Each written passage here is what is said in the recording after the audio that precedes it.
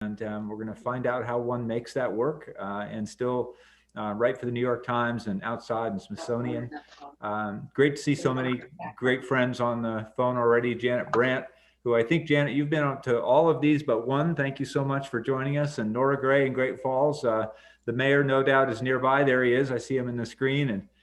And I see the judge is with us with his the correct name on there. And it's great to see so many good friends and to be together to talk about something really important to the Conservancy, which is birds, birds in Glacier Park, and really in our country, in the whole ecosystem of the world, are so critically important. And Jim Robbins has written about trees and birds and people and animals and the West for a long time, and it's just a delight to be able to have him from his home in Helena join us tonight to talk about the book that all of us have had a chance to read, The Wonder of Birds. So thank you, Jim, for taking time out tonight to be with us. Jill Bridgman, as usual, is going to be helping us with questions. You can certainly shout them out as we go along. And you can also use the chat box, which is a good way to do that as well. And I'm also joined by Emily Evans and Ella Hutchinson, who are going to help us out tonight on the tech side. So if you have any issues, you can use the chat box, and we'll be monitoring that fairly frequently. As I was mentioning, birds are important. We have a number of projects that many of you are very generous contributors to the Conservancy, and we have a number of projects that are bird related, that are ongoing, like our Harlequin duck research that I know some of you have worked on, the citizen science part of that, and the annual fall hawk watch program that we do in conjunction with the Glacier Volunteer Associates. And again, the citizen science program, where we have volunteers up on the mountain counting raptors as they make their fall migration. And then we're going to be doing some really important owl research next year. And that's really exciting for us to be involved in.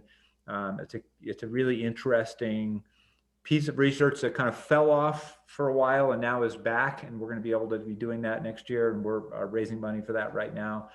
We've also been doing a bunch of black swift research, so there's a lot of bird activity going on in the park. And don't get me started on Clark's Nutcracker, but that's a whole nother topic. Tonight we're going to talk about a great book by a really accomplished author and a really important friend of Montana and the West, and that is Jim Robbins. I've come to know, as many of you know, Julie and I raised our family in Helena, and so I've come to know Jim, not as well as I would have liked to know him, but partly because you know, I have a little fanitis when it comes to Jim Robbins, because I am a fan, and I really respect the work that he has done and continues to do for so many years.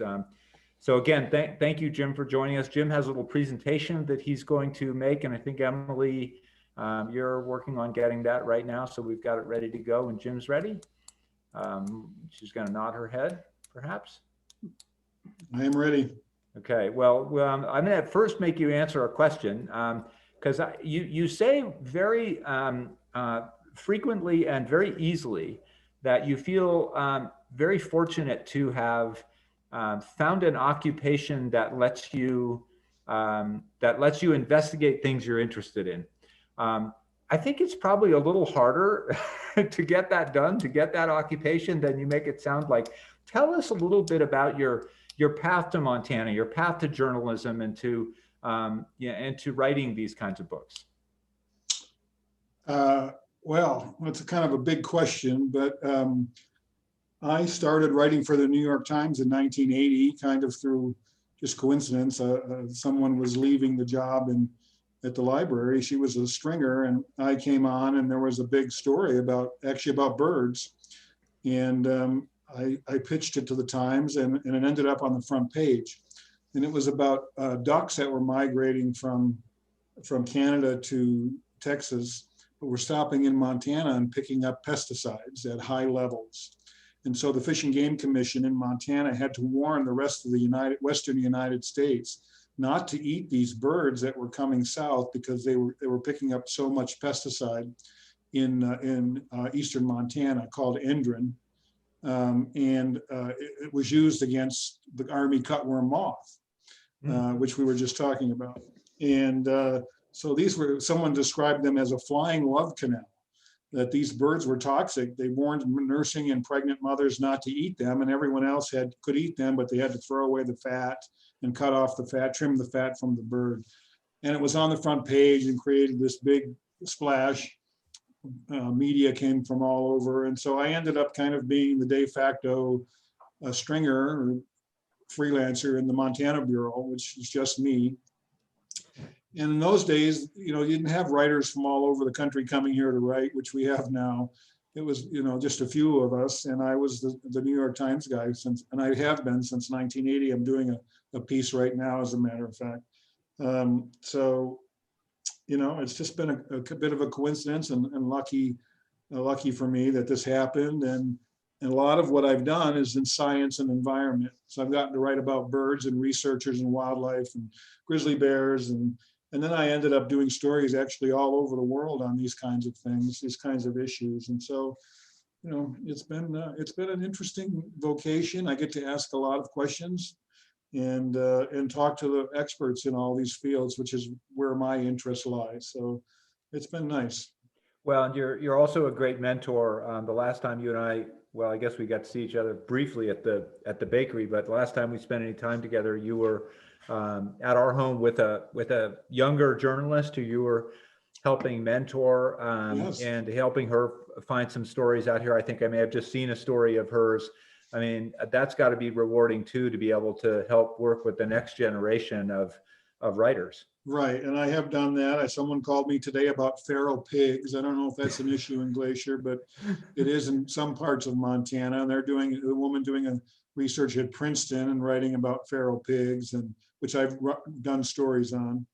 And yeah, I try to work with young journalists as much as I can, because I do have all this experience, and it helps me kind of remember where I was many years ago and how far I've come. So I like doing that. So 1980, you start your career with the Times, writing about birds. And how did you come back to this topic how did you decide to write this book? I wrote a story about the flight lab. The very first chapter of this book is about Ken Dial. And then Brett Toboski is the second chapter. And those guys ran the flight lab in Missoula. And I did a piece for the New York Times science section on them. And I was absolutely fascinated by what they're doing when putting birds in wind tunnels and filming birds as they climb up the side of a house or up a tree, and putting, X-ray machines on these birds so they could see why they're flying and how they're flying. And right after that came out, I got a call from a publisher, and she said, "Would you like to do a book on birds?" I said, "Okay." And I would be interested. And it ended up that that publisher didn't end up doing it. The publisher of my tree book actually ended up taking over this book, but it's what led to this book project. And I probably the most interesting book that I've written, I would say, or one of the last two books are the most, maybe because they're the most recent, but I've really enjoyed writing about them.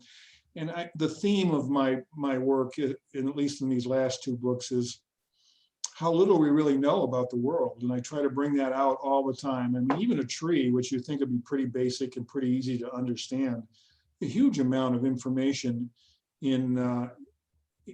there's a huge amount of knowledge about trees that we're bereft of. And I always tell people, and I'll get onto this with my presentation, Google water and mystery, and you'll see a couple of articles that tell you just how little we know about water, the most basic substance of all. So it's one of my fascinations. Oh, that's really cool. And so without further ado, thanks again, Jim Robbins, for joining us. And I will hand it over to you and your presentation. Thanks for putting it together for us tonight. You're welcome. Now I'm trying to figure out who is Emily. Are you going to do the screen advancement? Emily will do the honors. Yep. I've got you. So let's go to the first one. Alrighty. Oh, now of course I can't do it. There we go. All right. Does everyone know what kind of bird this is? The chucker partridge. And Ken Dial at the University of Montana he's now a professor emeritus, felt that these were probably the closest to dinosaurs that he could study. They're a ground nesting bird. Dinosaurs were ground nesting. And these birds, the first few days of their life, they are very active on the ground. They can run and escape predators. They have to because they live on the ground. So he felt that this was how dinosaurs were before they learned to fly. And so he brought them into the lab and ended up coming up with a theory about how flight first began. There's two main theories about the first dinosaurs to fly. One is that they were chasing something on the ground and they had these wings, or these proto wings, half wings, and then they ended up chasing an insect and leapt, and they ended up being able to glide. And then this proved to be an advantage. And then those birds that had the advantage then evolved and became dominant. Their genes were passed on, and over millions of years, dinosaurs developed wings and learned how to fly. The other theory is that the birds were cursorial, that they ran and climbed and got up into trees. Excuse me, that is cursorial. Arboreal theory is that these birds learned to climb into trees and then glided out of trees onto the ground. Well, Ken came up with a third theory based on his work, because the question always has been, well, why would they have half a wing if they didn't know how to fly? What was the purpose of that? And he found that these birds love to climb. And in the lab, his son discovered one day that these birds were climbing up hay bales. And he said, Dad, they're not flying, they're cheating, they're climbing. And he said, what do you mean? He said, yeah, they're climbing up the sides.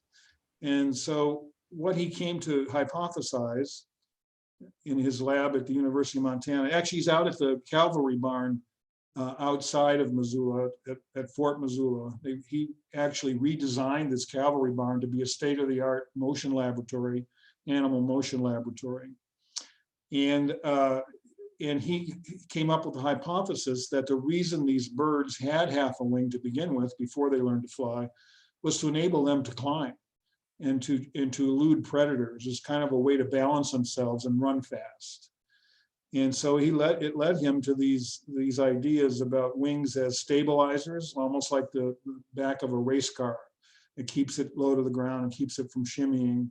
And eventually those birds that learn to fly with those half wings. Go ahead to the next slide. And so you have these birds like the Chucker partridge, which are precocial. That means that in the first few days they can escape their nest, escape predators, run very fast. And then there are birds like the Australian brush turkey that are what are called super precocial. And that means that on the very first day of their life, the babies can run faster than the adults and climb better and escape predators better. And these are I think, the most dinosaur-like birds out there, these giant turkeys in Australia. And turkeys and chickens have the closest genetic makeup to dinosaurs of any birds. And these birds have 6-foot-high nests with compost in it. And then they lay the eggs in the compost, and the males tend to the eggs and turn the eggs to keep them warm and to get them to new places where it's warm. And so it's been this incredible evolution of a bird that is incredibly smart, and I think really shows the lineage. Ken always says that birds are the dinosaurs that made it. And I think that now that's pretty universally accepted in the science business. Mm-hmm. And that came from his work. A lot of it came from his work there at the University of Montana. Next slide. So I mentioned Brett Toboski. He took over the lab for Ken. And he does a lot of work with wind tunnels. And he catches hummingbirds in his backyard and he brings them into the lab. And he puts them in these wind tunnels and he turns the speed up to about 30 miles an hour. And so the hummingbird is flying, trying to keep its beak in that's a feeding tube. And it's trying to keep its beak in that tube so it can feed. And so it's flying at 30 miles an hour, but not moving because of the wind.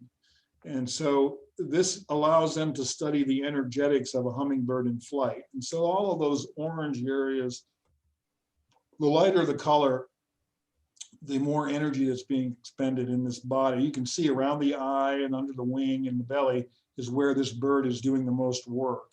And then it's a gradation from there.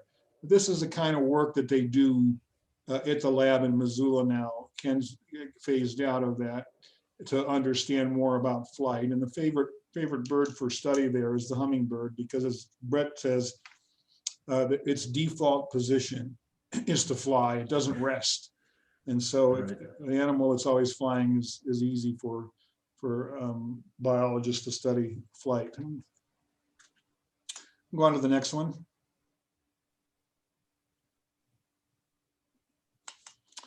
So I call my book an interpretation of birds, and those first two chapters are about how Ken and Brett and others interpret birds to tell us something about flight, how flight evolved, how flight operates in birds, and how humble we should be, because as Ken said, you know, we think we've got these ships that can go all around the world at 300 miles an hour. He says, but a bird can go from 40 miles an hour to a dead stop on the branch that's waving in the wind. He says, we don't have anything that can come close to that.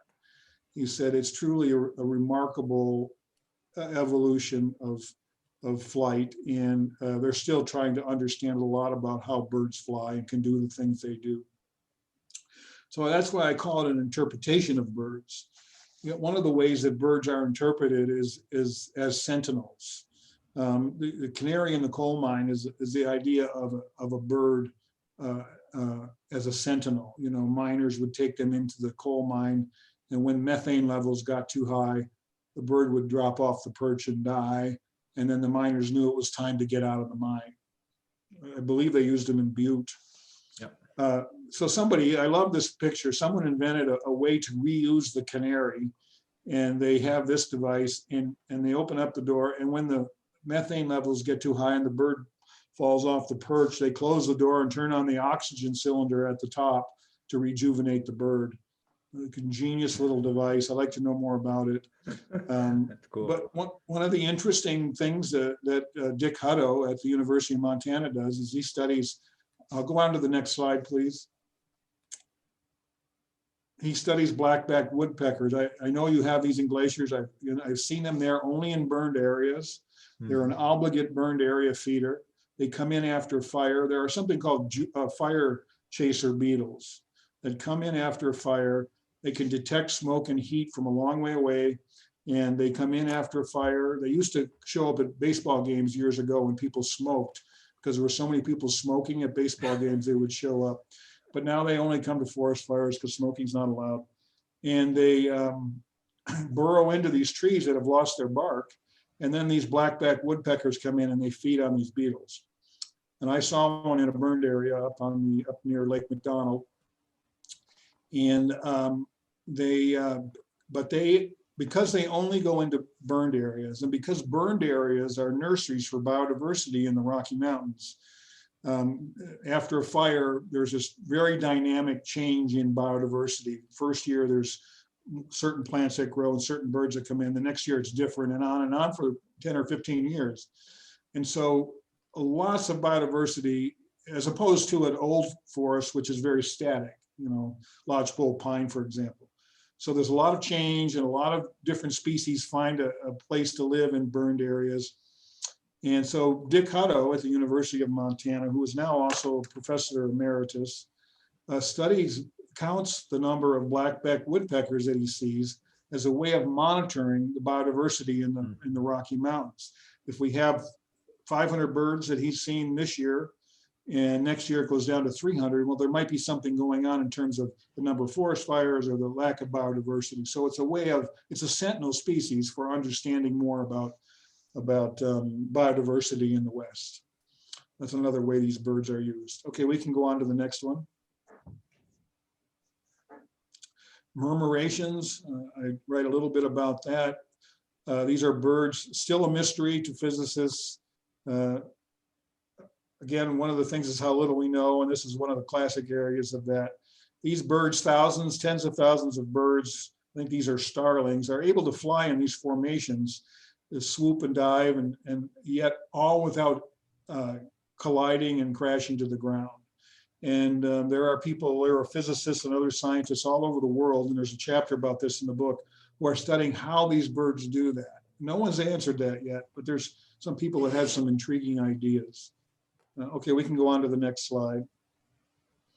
Brain, another way we interpret human behavior and human brains is by looking at bird brains. They come from the same source brain. Hundreds of millions of years ago, there was one brain that split off and became mammals, birds, and reptiles. And so you can tell a lot about human behavior or human brain anatomy by looking at bird brains. Of course, you can't take a living human brain apart, but you can take, well, the people do take bird brains and look at them while the bird is still alive. So a lot of interesting brain research is done in birds. One scientist told me that the neuroanatomy of bird brains, it looks different on the outside, is very similar. The architecture, the microarchitecture in the bird brain is very similar between the two species. And so it's a convenient way to study human brain anatomy. Okay, we can go on to the next one. One of the birds with the biggest brain to body ratio is the raven, one of the smartest birds out there, member of the corvid family. All corvids are smart.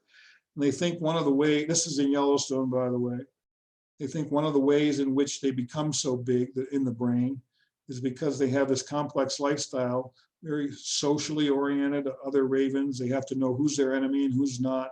It's called Machiavellian politics amongst ravens, and who's an ally and who isn't, who's watching them cache food and so on. But also they have to live with wolves, and they call them wolf birds. And these birds have been known to spot a dead elk and call out for a wolf to come and open it up.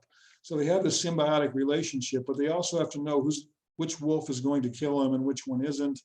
So they have a lot of memory and attention capacity in their brain. It's allowed their brain to get bigger and more developed.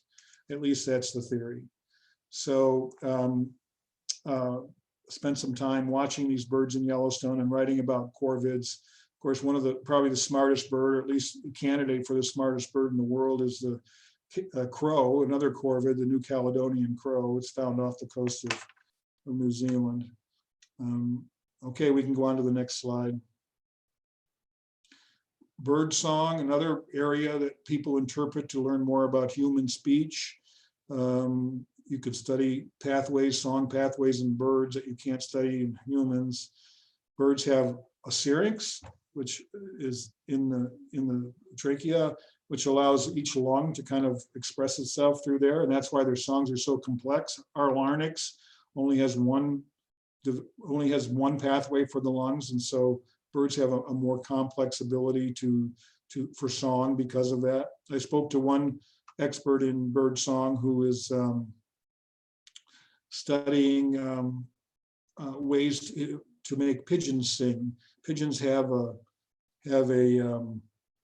syrinx, but they can't sing, and he thinks it's in the brain.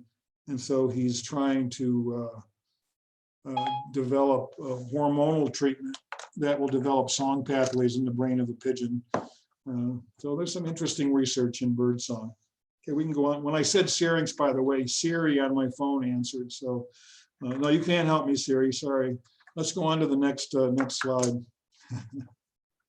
White-fronted beaders. I wrote about a researcher at the Cornell Lab of as they call it, Cornell Lab of Ornithology, who studies human relationships in white-fronted beaders because they have a complex relationship with their young, which stay home to help them raise their forebearers. They are called helpers at the nest, and it's a very interesting social construct that very few species of birds have. And he's developed a large number of theories from watching these birds in Africa have family relationships, and has written therapy recommendations for human therapists based on the relationship of the evolutionary relationship of white-fronted beaders. Okay, we can go on to the next one. One of my favorite chapters, I was an interview with Jessica Meir, who, after I interviewed her and wrote about her, became an astronaut, and recently, earlier this year, set a record for living on the space station, did a spacewalk with her colleague. And before she got into the whole astronaut game, she did research on bar-headed geese, which have the highest migration in the world. They fly over the Himalayas. And she wanted to understand these physiological adaptations that they evolved to allow them to fly in this oxygen-deprived environment, very cold and a very long migration. And she also wanted to understand how emperor penguins could dive to 1,500 feet, which is about 10 times what humans are able to dive to safely. And she did both of those. And there's a detailed chapter in the book about her and her work, and how they had to sneak up behind the penguins and put their arms around it and try not to get clubbed with their arms, which she said were like little 2x4s and could bruise you if they hit you.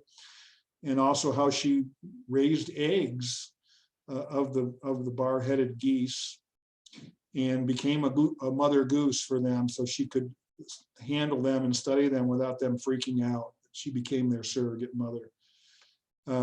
One of the theories about these geese and why they can fly at 29 or 28,000 feet is that they were doing this migration before there were Himalayas. And as the mountains formed 70 million years ago, they just simply flew higher and higher over time, and it very slowly evolved to these high elevations.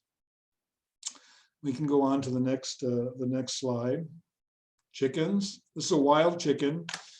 Chickens were wild at one time, and the chapter I write on chickens is not a very pleasant one, but it's about how Costco raises, and many other chicken factories raise chickens these days, and kind of what they've done to a once regal and wild bird, and to become the most industrialized animal in the history of the world. Everywhere you go these days, every restaurant, every 7-Eleven, and almost everywhere has chickens, and it's not hard to understand how they've done that. Not a pleasant story. But I eat chicken, but I try not to eat any chickens that are raised in a farm factory. I like to get chickens locally or through, somewhere, some source that I know of that the animals are raised carefully and not in giant factory conditions. We can go on to the next slide.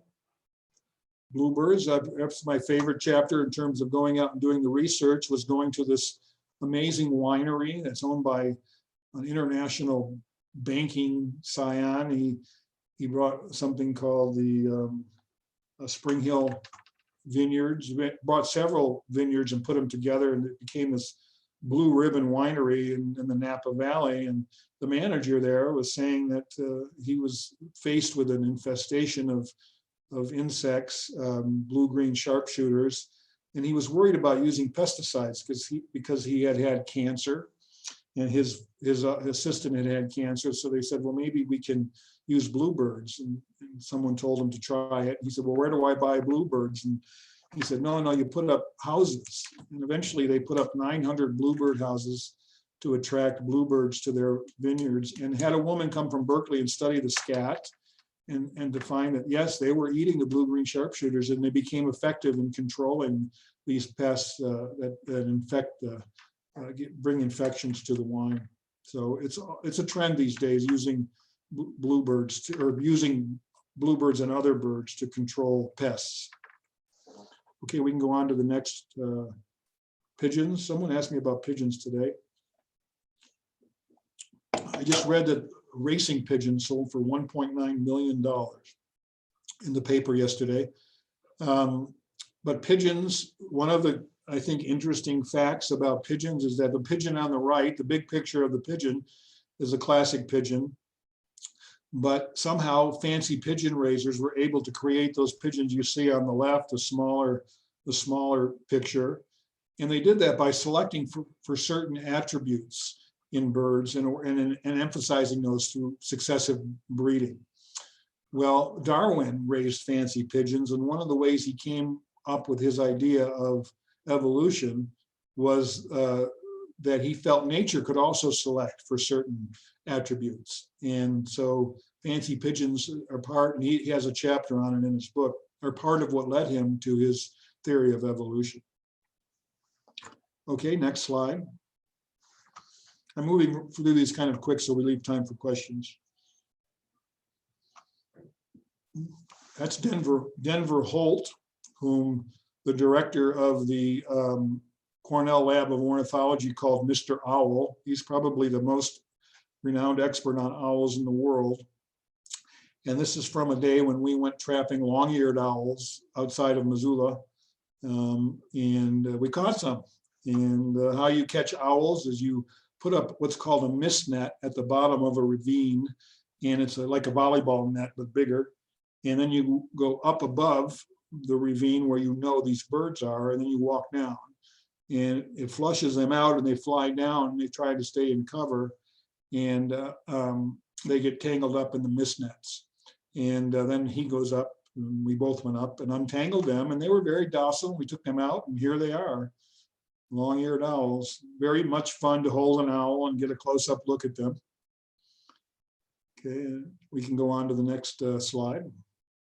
So an interesting story. One of the chapters I did for the book was on how how birds of prey have inspired inner city people who've gotten involved in raising them. But I was there, took this picture during a search for a young girl who was murdered by her stepfather. These are police cadets looking for bodies, or looking for her body in a park. And the chief of police called and asked Julie, who's the woman with the bird, who happened to be in town for a fundraising thing, would you bring the Challenger, the bald eagle, by to cheer up the troops, because it was such a grim task. And so she did, and she took this bird out of the back of a van, and a minivan, and these guys just didn't know what to make of it. Neither did I. The bird's name is, I said, Challenger. He goes around to football games, and they fly him at halftime as part of a patriotic celebration. He travels all over the country, so he's docile. But they took him out and they showed him off to these police cadets, and they can see the smiles on their face and the quizzical looks. But it was quite a moment. It shows you, I think, the power of birds to kind of cheer us up, to make us give us feelings of transcendence. I think that's a big appeal with birds. Watching birds is there's a transcendent quality. They fly high, they float, they glide. They really kind of make us feel things that we don't feel other ways. Okay, we can go on to the next one. Ethno Ornithology, probably my favorite chapter. I look in there about how people learn not only about birds, but about nature from other cultures and how differently they relate to the natural world. I mean, by studying birds, the ethnology of birds, we can really learn a lot about the world. Our way of viewing the world is just one way. There are many ways, and I get into that in some depth in the book, and I really found it to be fascinating how many different kinds of perception there are amongst people and perceiving the natural world. Okay, we can go on. So my interpretation of birds is this, that I would like to see us, based on all the research I've done over the years, but especially the last several years with this book, is I think we need to ask new questions about nature and our relationship to it. Obviously, we're not doing very well. And so questions are really important. And as a journalist, I really think they're probably the most important thing I do. If you ask the right question, you'll get the information you need. And it makes things a lot more interesting. You learn more. So there's two quotes here. One is, what we see is not nature itself, but nature exposed to our method of questioning. And then secondly, the answers you get depend on the questions you ask. So my interpretation of birds is that these are three questions that I think we should be asking. I think would tell us a lot more about our world. We can go on to the next slide. So one is quantum biology. One of the theories about how birds migrate is they have a chemical in their eye called cryptochrome. and that with this chemical allows them to see magnetic lines on the planet through a process of quantum entanglement. Einstein called it spooky action at a distance, but it's a kind of a mysterious process, but it's real and it's been studied and it's theorized, papers written on it. But the idea is that there is a connection, an unseen connection between birds and the magnetic lines on the planet. I don't have a lot of time to go into this, and frankly, I don't know a whole lot about it. It's pretty confusing, but there's a lot of ideas these days about quantum biology, quantum science, and how this is how nature operates. So it's really something I think we should ask more questions about and learn more about, because I think there's a lot to it, whether it's birds or whether it's photosynthesis and so on. I've read a lot of articles about it, something to really pay attention to. And we can go on to the next slide.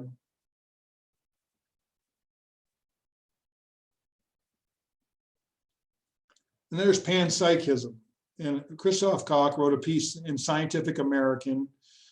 He said, it's the single most elegant and parsimonious explanation for the universe I find myself in. Well, what is it? And he's the head of the Paul Allen Institute for Neuroscience in Seattle. Paul Allen was Bill Gates's partner. And so what is panpsychism? Panpsychism is the idea that not only humans, but all of nature is conscious at some level. And those animals which have the most advanced nervous systems, have the family life and behavior, are probably the most eligible for some sort of advanced consciousness. And I go into some depth in this in the book, but he is saying that birds are probably one of the smartest animals on the planet and are a good candidate for animals who have an advanced consciousness. This is coming out now. A lot of research is being done, and it makes a lot of sense to me. And there's one more question. Go ahead. Well, I mentioned quantum vision. Let's go on to the next slide. Enhanced mindfulness. This came from the Ethno Ornithology chapter. And I interviewed a woman named Felice Wyndham, who's an ethno-ornithologist and studies different hunter-gatherer people. And she talks about this ability to kind of take your consciousness outside of your body to sense the world very differently than we sense it ourselves. And she says, it's common, you see it in most hunter-gatherer groups, an extremely developed skill base of cognitive agility, of being able to put yourself into a viewpoint and perspective of many creatures or objects. We as humans have a remarkable sensitivity, imagination, and ability to be cognitively agile. Okay, let's go on to the next slide. So she's saying, this is not Felice, but Felice is saying we have this ability to sense the world very differently than we do in our Western civilization, our industrial civilization, that there are groups that have developed a skill because their lives depend on it. And I want to talk about this woman communicates with plants, she says.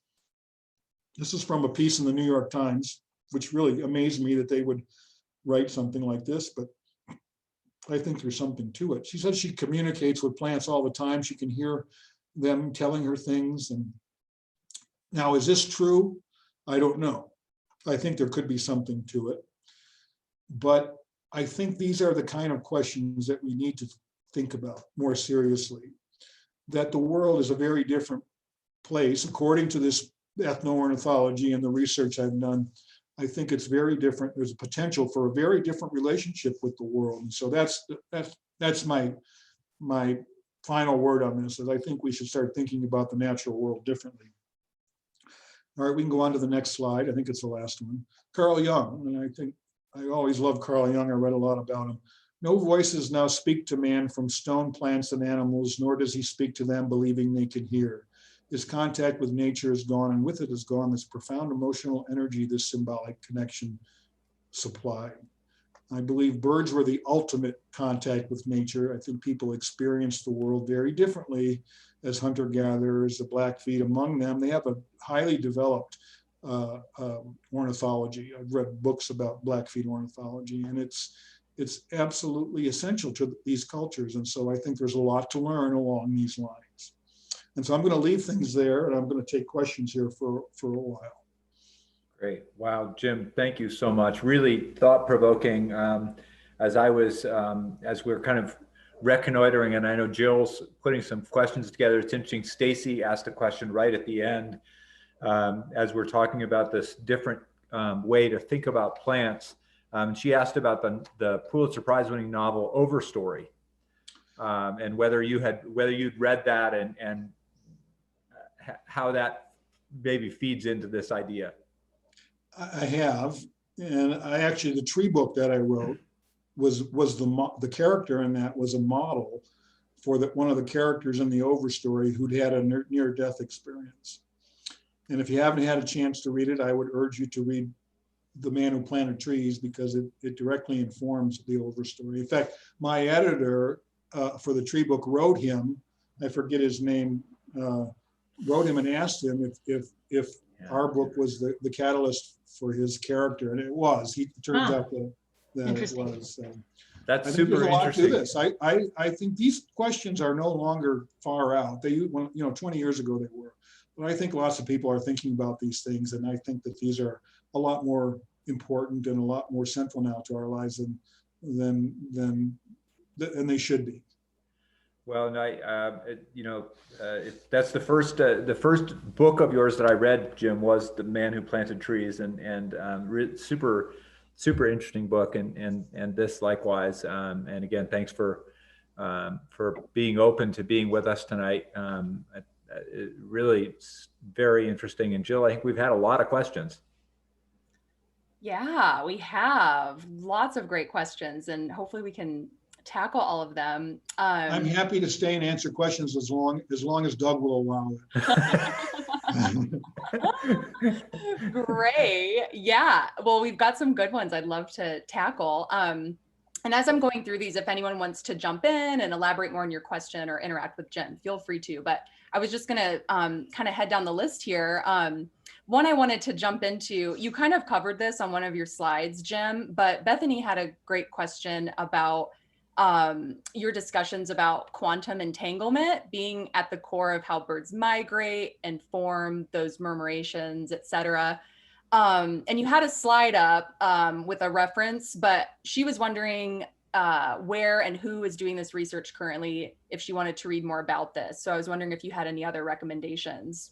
There might be a reference to it in the bibliography of the book.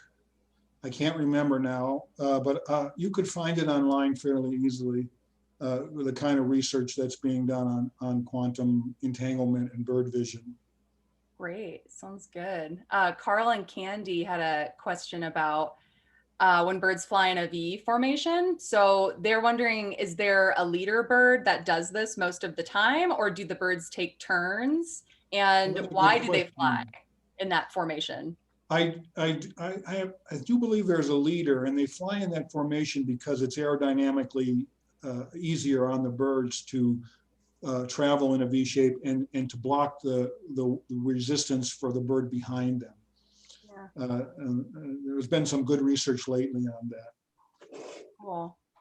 Paul had a good question about bats. Do they, the way that they swarm every night, is that similar in any ways to how birds form those big formations as well? No. Murmurations are, bird flocking is different than murmurations. A lot of birds will fly in flocks and it's more random, but there are birds that fly in these very tight formations and do these incredible acrobatics in these big swoops and cycles. And it's a different kind of thing, and they think how they're doing it is each bird is paying attention to the bird next to them and trying to stay a certain distance. There's something that's come out of murmuration research called, it's a group mind idea. That's what they think swarm intelligence is, that when you get thousands of birds together that are flying together, a bigger mind is formed by all of these component birds that gives them a greater ability to function in the world. One of the theories is that the passenger pigeon, which went extinct, years ago, or back in the early 1900s, I believe, because of market hunting, it used to travel in these giant flocks that would take hours for a flock of birds to fly by. And they think that it went extinct before the last one died because its population got so small. They no longer had this ability to get together and form a group mind that allowed them to know when to migrate, where to migrate, how to reproduce, where to look for food. And so there's this super intelligence that went missing when the bird numbers got too small. Interesting. Super cool.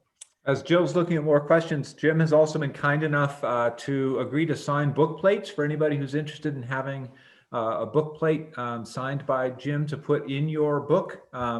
You can use the chat, or you can email Emily, tonight or tomorrow, and she will arrange to get a list of those requests sent to Jim. Jim, thank you very much for doing that. It's one of the new things we're getting used to in this COVID world of ours, where we don't get together and hand each other the books, but it works out pretty well. And thank you for your willingness to do that. So please do go ahead and use the chat or email Emily@glacier.org, and we'll get that taken care of for sure. And Jill, there's some yet more questions. Yeah, we had a couple. I enjoyed reading about the next generation of bird nerds. Stacy was wondering, throughout your research, have you seen more interest by younger generations in bird watching or research, or is it kind of more of an elder generation interest? Do you have any thoughts on that? I think a lot of bird watchers skew older, a lot of gray heads out there. But I do think there is encouragement. My son and daughter are both getting interested in birds. Maybe it's not something that happens in your 20s as much. Maybe that's not true, but that was their experience. But now that they're in their 30s, they do seem a lot more interested in birds. They keep checklists and buy bird books. I don't know if they've read mine yet. I don't want to ask. But they come home and we see birds and they name them. So they're coming into their own. Maybe it's something that develops later in life. It could be a stocking stuffer for Christmas, Jim. Or a birthday gift. Ed commented that he actually gave his son, who's in the 9th grade, your book for his birthday, which is really cool. Yes. And Ed's son, he's in the 9th grade. He says he wants to be an ornithologist. So Ed's wondering, how does one go about becoming an ornithologist? Do you have any advice? Well, I was told by Dick Hutto, who is a professor emeritus now at the University of Montana, that University of Montana has the second largest bird research program, ornithology program in the country, after the Lab of Ornithology in Cornell. Wow. And there are some very good people there, and that's where I would start. I mean, that's where you learn how to be. Well, first off, if you have a passion for birds before you are college age, I would certainly pursue that. But I would consider the University of Montana. It really is one of the top schools for ornithology, and Montana is blessed with a lot of the species that were here, before colonization are still here. I know all of the owl species that were here before it was developed are still here. And the Denver Research, or the Owl Research Center in Charlotte, south of Polson, is world renowned for its owl research, and some place to learn about those birds. Interesting thing about owls is Denver thinks that because they have eyes in the front of their head and tufts that look like ears, that they look like us. And that's why they're a very popular bird. They have that kind of friendly looking face, and people are attracted to that. Yeah, cool. Let's see. Susan is wondering, how was it that you came to connect with Christina, is it Calderon in Tierra del Fuego? I interviewed a guy at the University of North Texas. I can't remember his name now. He's Chilean, and he is in the Ethno Ornithology chapter. And it's about how birds are being used to preserve language, because birds are so ubiquitous in native cultures. They collect bird stories, and there are a lot of them. And when they collect these bird stories, they're collecting a lot a lot of different words and language. So they use birds as kind of an organizing principle for bird guides for language preservation. And she is the last native speaker of Yagin. And so they collected her bird stories as a way of preserving her language. Other cultures they've done this with other cultures, a couple others as well. Wow, very cool. You kind of touched on this at the very end of your presentation. Dr. Michael is wondering, what are the next questions we should be asking in order to better understand how to increase our connection with nature? Well, I think it's about the human nervous system. You know, I've written one book about the brain called Symphony in the Brain, and 2 books about attention. And of course, attention is at the core of who we are and how we connect to the world. And what I really believe is, and again, the Ethno Ornithology chapter goes into this, I think learning to expand the capabilities of our nervous system, to meditate or to just develop through exercises and so on, the ability to be more, to reach out with your consciousness, or to be more sensitive to the world. I think that's a big part of why, of our connection to the world. It's about perception. And I go into that in the book at some length also. In one of the chapters, I talk about a guy, David Abram, who believes that there are people, especially in other cultures, who are much more sensitive to the natural world. And because they grow up in it and they depend upon it for their existence. You know, we live in cities and live in homes, and we don't always go out into the natural world the way people who are there every day. And I've spent time with the Yanomami and other native people, and it's a whole different existence. So I think we can learn from that about how to relate to the natural world.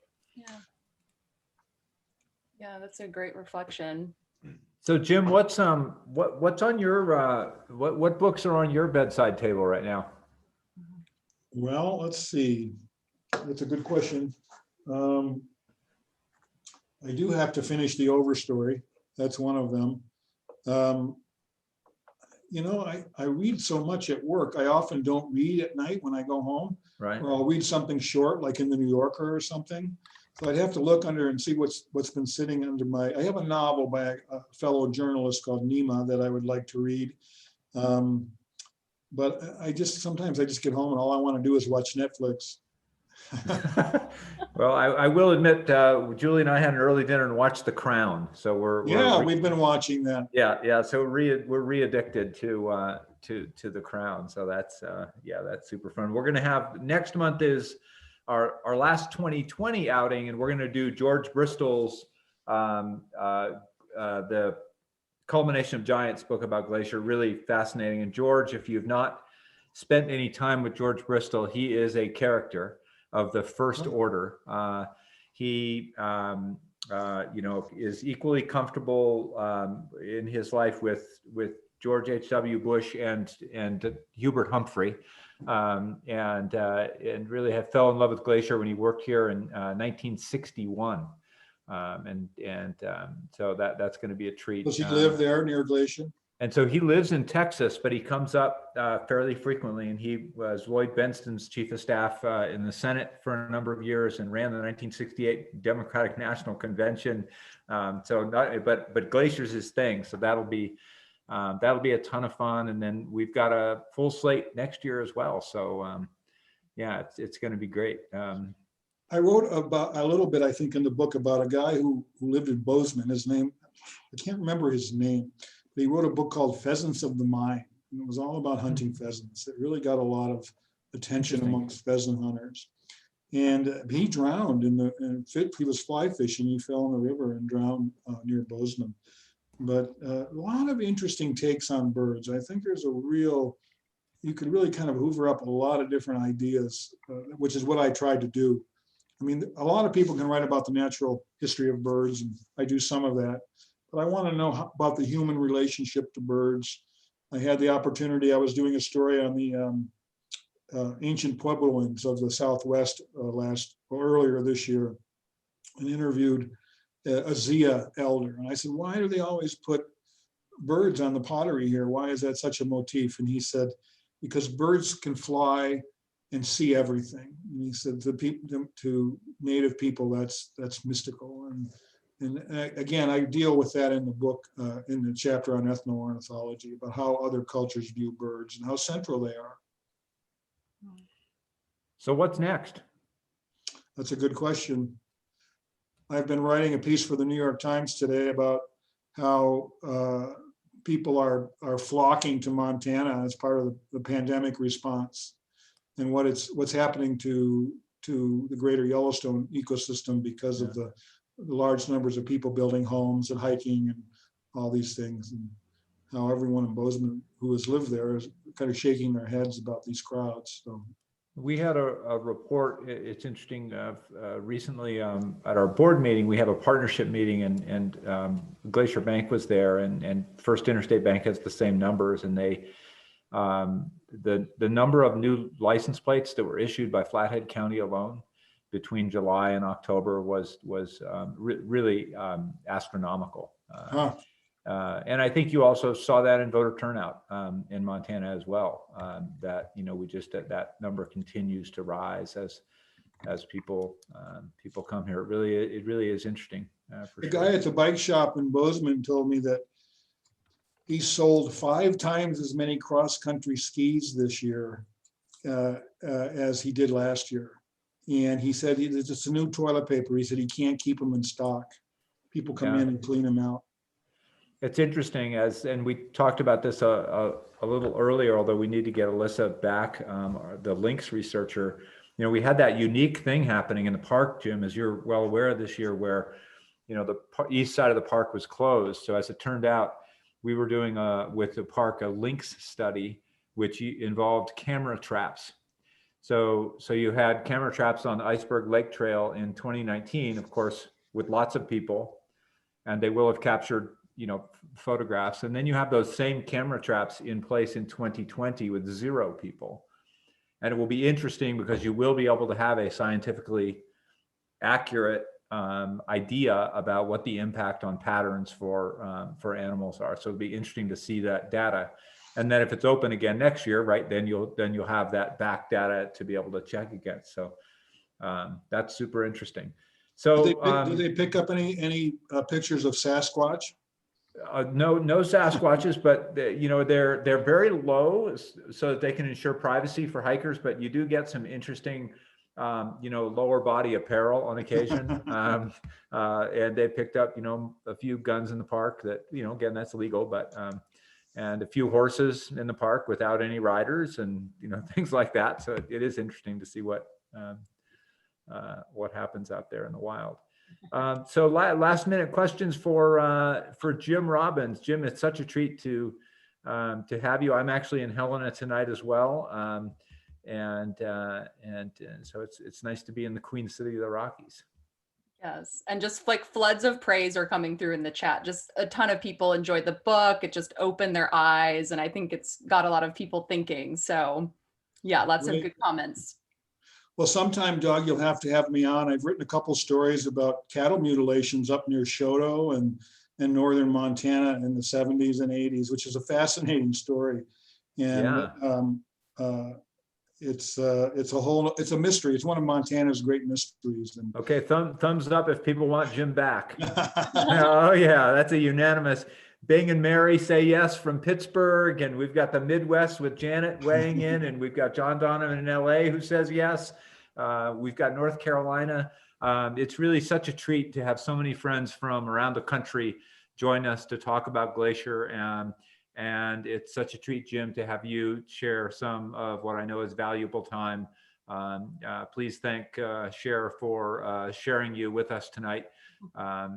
The Conservancy spends more time with Jim's bride in the park, Cher Justo, who runs the Montana Preservation Alliance, and is one of the reasons that Sperry has done the way it's done, and Wheeler and lots of historic renovation, not only in the park, but across Montana. So we have, this is one of Montana's power couples when it comes to helping preserve things that are important to what it means to be a Montanan. So thank you for all you guys have done, Jim. Well, you're welcome. Thanks for having me. I want to leave you with this quote from Wendell Berry, and it's short. He says, "Never forget, we are alive within mysteries. And I think it's really important to understand that we don't understand this world at all. There's a lot more that we need to learn. And so that's my message. Great. Thank you. And thanks everybody for your time tonight. We'll be back at it with George Bristol next month, and then the End of Night book about dark skies movement in January. So thanks again. And Jim, thanks so much. And be safe, everybody. All right, take care. Thanks, everyone. Thanks, Jim.